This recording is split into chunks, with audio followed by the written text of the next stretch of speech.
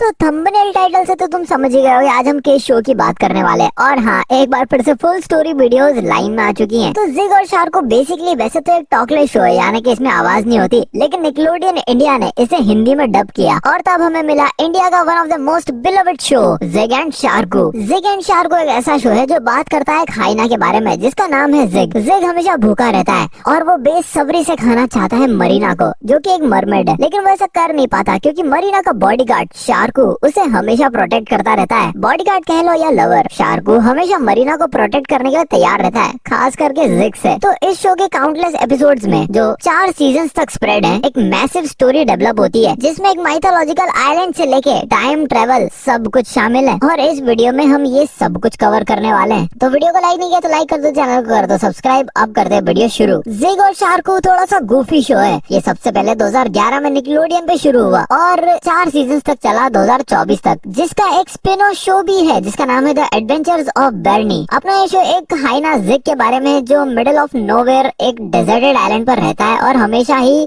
ये सपने देखता रहता है कि वो एक ना एक दिन उस मरमेड मरीना को जरूर खाएगा। मरीना समुद्र में एक छोटे से रॉक पिलर पर अपनी लाइफ एंजॉय करती है जो जिग से ज्यादा दूर नहीं है, लेकिन मरीना को हमेशा प्रोटेक्ट करता है उसका बॉयफ्रेंड शार्को, जो ऑब्वियसली एक शार्क है। जिग और उसका बेस्ट फ्रेंड बर्नी, जिसे हिंदी में सर्किट भी कहा गया है, जो एक super genius little hermit crab है, मिलकर प्लान बनाते हैं कि कैसे शार्को को आउटस्मार्ट करके मरीना को खा सके। लेकिन वो कभी भी सक्सेसफुल नहीं हो पाते क्योंकि शार्को कितना भी बेवकूफ क्यों ना हो, लेकिन उसका फोकस हमेशा मरीना की सेफ्टी पर होता है। तो सीजन 1 की शुरुआत काफी ज्यादा बेसिक होती है और जैसा कि मैं पहले भी तुम्हें बता चुका हूँ कि जिग मरीना को खाने की कोशिश करता है और शार्को उसे प्रोटेक्ट करता है। और इस प्रोसेस में जिग को काफी ज्यादा मुसीबतों का सामना करना पड़ता है और हर एपिसोड में लगभग वो तबाही हो जाता है। लेकिन कभी कभी कोई बोट नया गैजेट उनके लिए ड्रॉप कर जाती है जो जिग और बार्नी यूज करके अपना काम आसान करने की कोशिश करते हैं। कोई भी नेचुरल इवेंट हो जाता है या कोई भी ऐसा सी क्रिएचर स्टोरी में आ जाता है जिससे इनकी स्टोरी और आसान हो सके, लेकिन एंड में सब वापस वैसा का वैसा ही हो जाता है। इन रैंडम अकरेंस की वजह से जो एक्स्ट्रा प्लॉट बनाते हैं वो काफी क्वेश्चंस क्रिएट करता है कि ये सब क्यों हो रहा है। और मैं बाद में इसको और ज्यादा डेप्थ में एक्सप्लोर करूंगा, लेकिन अभी के लिए मेन 4 सीजन्स की समवॉट स्टोरी लाइन को कवर कर लेते हैं। सीजन 1 में ज्यादा स्टोरी नहीं है। शार्को और मरीना समंदर के नीचे एक घर में साथ ही रहते हैं, लेकिन साथ रहने के बावजूद जब भी रिलेशनशिप रिलेटेड बात होती है तो शार्को बहुत ज्यादा बैशफुल बिहेव करने लग जाता है। ऐसे एक्ट करता है जैसे उसे उस पर क्रश हो और अभी तक अपना लव कन्फेस नहीं किया हो। इवेंचुअली जब उसके पेरेंट्स आते हैं तो वो प्रिटेंड करता है कि वो मरीना के साथ नहीं है। इस सिचुएशन में जिग एक शार्क सूट पहन लेता है जो कि वॉलरस के फर से बना होता है। शार्को को डर होता है कि उसके पेरेंट्स इस इंटरकास्ट मैरिज के लिए कभी भी नहीं मानेंगे। आखिर में वो सच बता देता है और उसके पेरेंट्स उसे अप्रूव कर देते हैं। उसके बाद शार्को मरीना को प्रपोज करता है। इसके बाद ज्यादा स्टोरी बिल्ड नहीं होती क्योंकि यूजुअली शेनिगन्स कंटिन्यू हो जाते हैं, यानी कि जिग उसको खाने की कोशिश करता है और शार्को उसे बचाने की कोशिश करता है। इसी सब बकवास में सीजन 2 शुरू हो जाता है। सीजन 2 में शार्को और मरीना बीच पर शिफ्ट हो जाते हैं एक जाइंट सैंड कैसल में। जिग और बार्नी को उनके टर्फ से किक ऑफ कर दिया जाता है और वो एक क्रैश्ड कार्गो प्लेन में रहना चालू कर देते हैं। उस कार्गो प्लेन के अंदर एक नया कैरेक्टर होता है आल्डो, जो प्लेन का पायलट था। उसने गलती से अपनी कॉफी के एक ऐसे बटन पर रख दिया जो एसेंशियली टर्न ऑफ बटन था और प्लेन इस आइलैंड पर क्रैश हो गया। ये क्लियर नहीं है कि वो कितने टाइम वहाँ अटका हुआ है और पता नहीं क्या कर रहा है इतने टाइम से, लेकिन इस पॉइंट पर वो रियलिटी से काफी ज्यादा दूर जा चुका है। अब जब शार्को और मरीना शोर पर वापस आते हैं तो बहुत सारे सी क्रिएचर्स भी शोर पर आ जाते हैं और बीच पर एक छोटा सा टाउन ही बन जाता है। अब अपने प्यारे से शो में एक और कैरेक्टर है पोसाइडन, जो मरीना का फादर है। मतलब हाँ, वो एक भगवान टाइप ही है। पोसाइडन बहुत ज्यादा प्रोटेक्टिव है और शार्को को उन्हें इम्प्रेस करना पड़ेगा, जो कि हम आगे देखेंगे कि वो कर पाएगा या नहीं। अपना पोसाइडन सीजन में ज्यादा अपीयर नहीं होता क्योंकि बस वो इतना साइड कैरेक्टर है एक तरीके से। बस वो तभी अपीयर होता है जब इन लोगों को बहुत ज्यादा मदद की जरूरत होती है और ये कहीं बहुत भयंकर ही फंस जाते हैं। वहीं पर पोसाइडन का एक ऑपोजिट डेटी भी है, यानी कि एक ऑपोजिट देवता भी है जो कि वॉल्केनो के अंदर रहता है, जिसका नाम है हेडिस। बिल्कुल जिग की तरह वो भी मरीना को चाहता है, लेकिन अपनी पत्नी के रूप में। एक अटेम्प्ट में वो शेप शिफ्ट करके एक क्यूट पांडा बन जाता है और मरीना को ये सब काफी ज्यादा क्यूट लगता है। जिग, शार्को और बार्नी मिलकर मरीना को वापस लाने की कोशिश करते हैं, लेकिन ऑब्वियसली वो एक लिटरल गॉड के सामने कुछ भी नहीं है। लेकिन पोसाइडन तो है ना, वो अपनी बेटी को रेस्क्यू कर ही लेता है। इस एपिसोड में कुछ और छोटे अपीयरेंसेस के अलावा हेडेस ज्यादा दिखाई नहीं दिया। ऑनलाइन जो कॉमन सेंसस है वो ये है कि सीजन 1 के बाद शो खराब हो गया, और कहीं ना कहीं मुझे भी पहले ऐसा ही लगा था, लेकिन जब मैंने शो को वापस देखा तो मुझे लगा कि नहीं, ऐसा बिल्कुल भी नहीं है, क्योंकि शो काफी ज्यादा मजेदार होता चला जाता है टाइम के साथ। सीजन 2 अभी भी अच्छा है, लेकिन वो एक एसेंस लूज कर देता है जो ओरिजिनल शो को ओरिजिनल बनाती थी। मेनली जिग का मेन गोल मरीना को खाना, लेकिन अब जब बीच पर इतने सारे क्रिएचर्स हैं तो जिग के पास खाने के लिए काफी सारे ऑप्शंस हैं। बीच के क्रिएचर्स भी नॉर्मल फूड ही खा रहे होते हैं, जो जिग उनका फूड खा भी सकता है, मतलब वहाँ पे एक प्रॉपर टाउन ही बच गया अब तो। दूसरी चीज वो ये कि सीजन में वो शार्क और मरीना की काफी ज्यादा हेल्प भी करने लग जाता है। बेसिकली उनका एक राइवल कम फ्रेंड बन जाता है, और जब इनकी कांस्टेंट एक तरीके की दोस्ती है तो सवाल उठता है कि तुम इसे खाना ही क्यों चाहते हो। इस सीजन का एक बहुत बड़ा कंपोनेंट ये है कि चाइल्डहुड की काफी सारे फ्लैशबैक्स तुम्हें मिलने वाले हैं।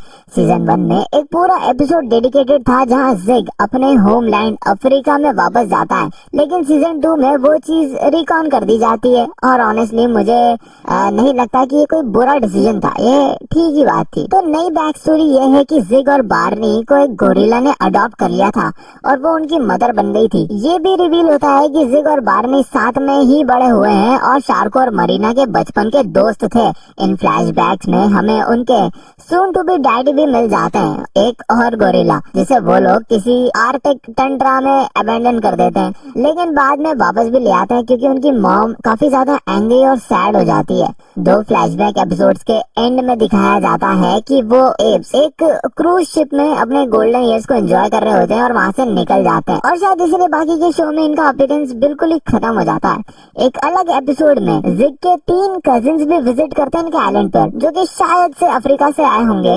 ये एपिसोड फ्लैशबैक्स के बाद आया था, इसलिए काफी कंफ्यूजिंग हो जाता है। अगर उसके कजिन्स हैं तो उसे अपनी फैमिली का पता है। बेसिकली मैं यह नहीं कह रहा कि अडॉप्ट नहीं हो सकता, लेकिन शो उसे उस पोर्ट्रे में नहीं करता, और फिर ये दिखाने लग जाता है कि वो अफ्रीका से आया है, और कभी ये दिखाने लग जाता है कि उसे अडॉप्ट किया गया था। खैर, इन एपिसोड्स में फ्लैशबैक के अलावा स्टोरी बिल्डिंग के हिसाब से तो कुछ ज्यादा होता नहीं है। सीजन के बाकी एपिसोड्स में शार्क को फिर से मरीना को प्रपोज करता है। मुझे लगा कि वो शायद ऑलरेडी मैरिड थे, मतलब पता नहीं। ये दोनों तो 2 सीजन से साथ रह रहे हैं ना, साथ ही बड़े हुए हैं। शायद लास्ट प्रपोजल को रिकॉन कर दिया गया, पता नहीं क्या हो रहा है सब। बार्नी को भी प्यार मिल जाता है एक स्टार फिश के साथ, वही स्टार फिश जो मरीना अपने बालों पर पहनती थी, और बिल्कुल लास्ट सीजन की तरह कोई बड़ा फिनाले नहीं होता, बस एक नॉर्मल एपिसोड की तरह एंड हो जाता है।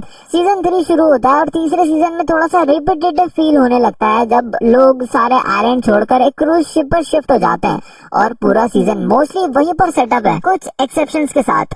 आर्लो अब शिप कैप्टन के रूप में एम्प्लॉयड है। बीच सिविलाइजेशन का पूरा ग्रुप बोट पर ही रहता है, और पता नहीं क्यों पर शार्क को अपने जिग और बार्नी को बोट के बाहर भी नहीं फेंक रहा, जबकि वो इसकी गर्लफ्रेंड को खाना चाहते हैं, लिटरली खाना चाहते हैं, और लगातार इसके लिए कोशिश भी करते रहते हैं। इस सीजन में ज्यादा कुछ सिग्निफिकेंट नहीं होता, बस हेडेस सिर्फ 2 या 3 बार अपीयर होता है, मतलब बेसिकली सीजन से बाहर ही रहता है। पोसाइडन भी बेयरली दिखता है। हाँ, नए कैरेक्टर्स भी बहुत आते हैं, लेकिन सिर्फ एक आधी एपिसोड में आते हैं और फिर चले जाते हैं। उसके बाद आता है ग्लोरियस फीट। इस सीजन के बाद सब लोग अपने समंदर से बोर हो जाते हैं और वापस से आइलैंड पर आना चाहते हैं, तो वो वापस आ जाते हैं और अपनी बोट बीच पर ही डॉक कर देते हैं। अब वो बीच और शिप दोनों यूज करते हैं, और फिर जब आप सोच रहे थे कि शो बिना फेटिश डायरेक्शन में जाए खत्म हो जाएगा, मरीना को फीट मिल जाते हैं, लिटरल पैर मिल जाते हैं। उसे मैजिकल फ्लिप फ्लॉप्स मिलते हैं जो पहनने पर उसे पैर दे देते हैं। इस सीजन में उसका पैर पर फोकस बहुत ज्यादा किया गया है, और बेसिकली यही मेन चीज है इस सीजन की।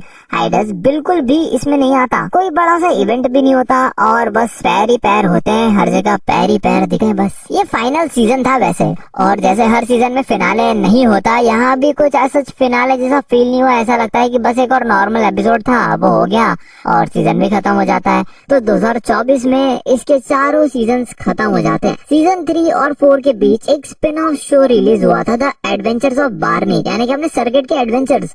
एग्जैक्ट टाइमलाइन तो क्लियर नहीं है, लेकिन मैं अज्यूम कर रहा हूँ कि ये सीजन 4 के बाद ही हुआ होगा।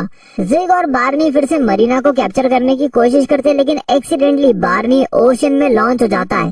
एक सीरीज ऑफ इवेंट के बाद वो आइलैंड से और भी ज्यादा दूर चला जाता है। पूरी सीरीज में बार्नी बस एक ही चीज करता है, वापस जिग और अपने दोस्तों के पास जाने की कोशिश। बाकी कैरेक्टर्स ऑलमोस्ट डिसअपियर हो जाते हैं, लेकिन बार्नी आइलैंड पर वापस कभी भी नहीं पहुंच पाता। ये बात तो क्लियर है कि जिग और शार्को का फिनाले बहुत स्ट्रॉन्ग पॉइंट नहीं है। लेकिन क्या हुआ बार्नी के साथ? तो कुछ लोग कहते हैं कि वो आज तक घर वापस पहुंचने की कोशिश कर रहा है। और यही था पूरा का पूरा कहानी जिग और शार्क की। तो वीडियो को लाइक और चैनल को सब्सक्राइब जरूर कर लो। अब हम बात कर लेते हैं इस आइलैंड की। यह आइलैंड इतना ज्यादा मिस्टीरियस क्यों है? इस आइलैंड के बारे में इतने सारे अनआंसर्ड क्वेश्चंस हैं कि क्या बताऊं। जैसे कि अगर ये आइलैंड इतना ज्यादा दूर है और यहाँ पे कोई भी नहीं पहुंच सकता, तो क्यों यहाँ पर फ्रीक्वेंटली बोट्स और शिप्स लैंड करती रहती हैं? क्यों यहाँ पर एयरप्लेन्स उड़ते रहते हैं? क्यों और कैसे यहाँ पर मैन मेड स्ट्रक्चर्स हैं, जैसे कि ये लाइट हाउस इतना